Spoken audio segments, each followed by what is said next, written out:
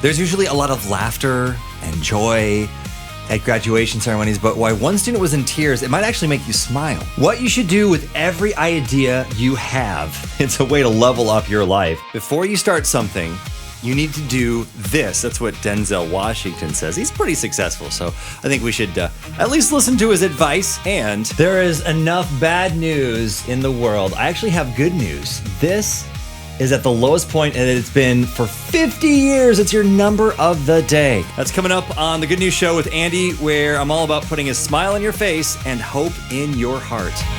The Good News Show with Andy. The number of the day is...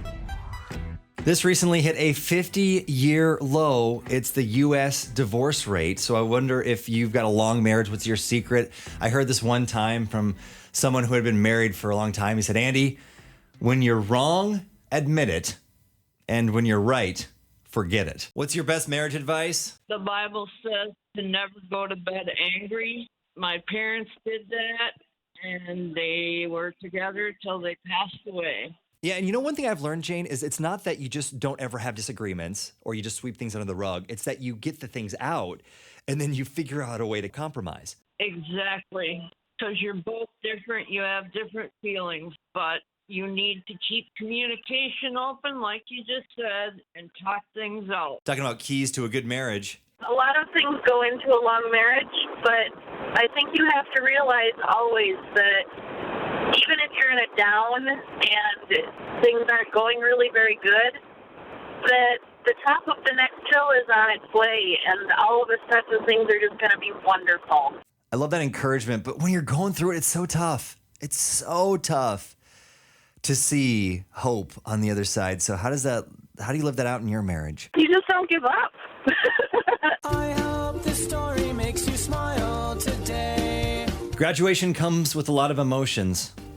For Alex, it was a miracle he was even there.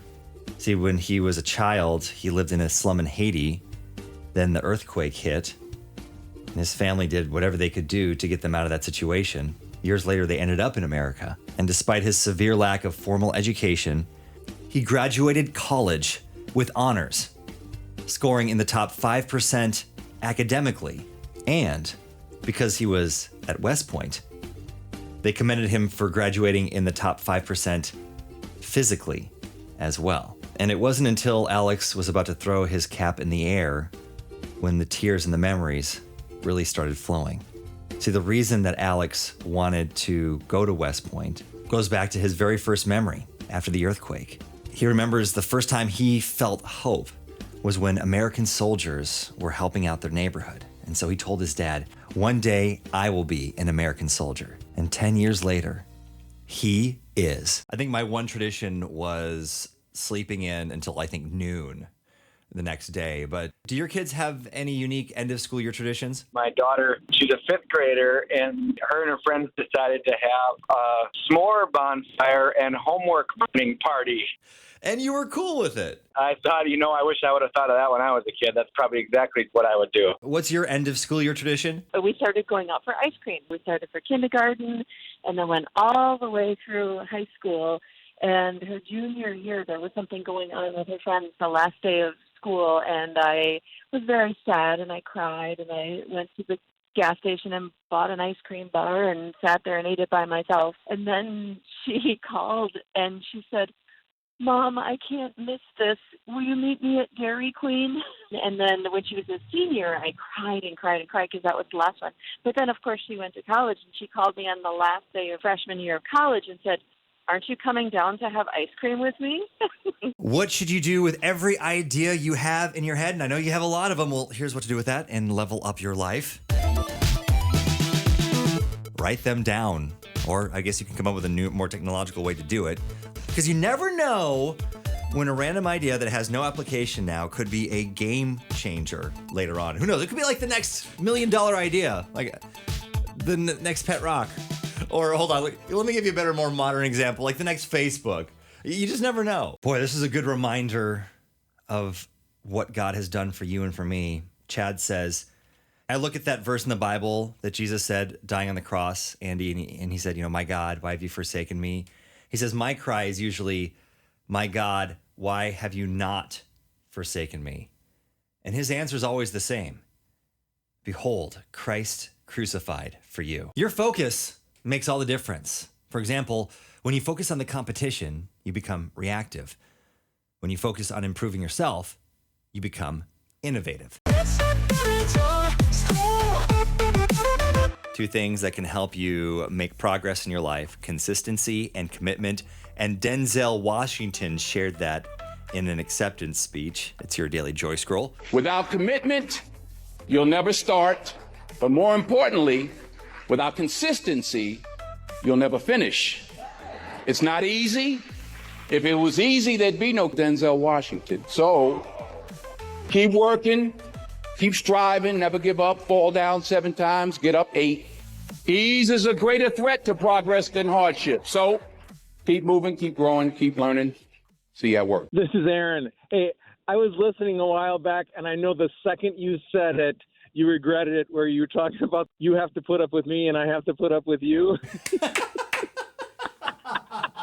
Okay, good.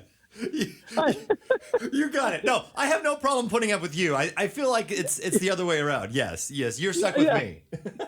Yeah, you made me laugh. I know it was an innocent mistake. That's just so funny, though. Gee, it's so funny. That's proof that I'm not a robot yet. Yes, you're not AI. Oh my goodness sake. Chat GPT, AI can't do it. You can't outsource this to anybody else.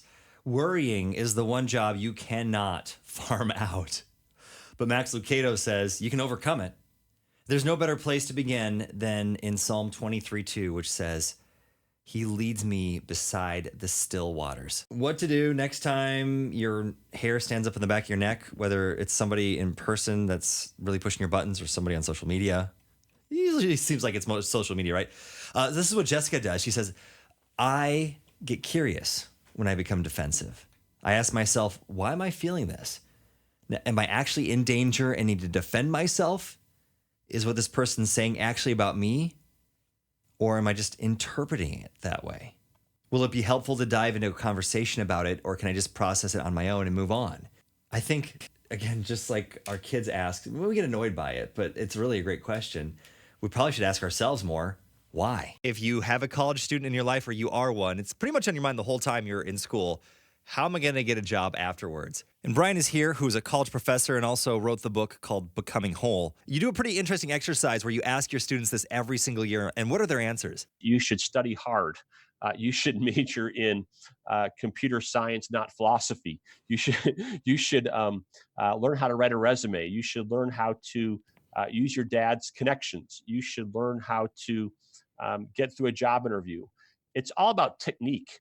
It's all about the things that they can do to control their futures. They never say you should fall on your knees and pray to the creator and sustainer and redeemer of the entire cosmos, including the creator and sustainer and redeemer of work, pressing into a relational God who's present, who's connected, who's here, who's active in this world, who cares about every hair on our head.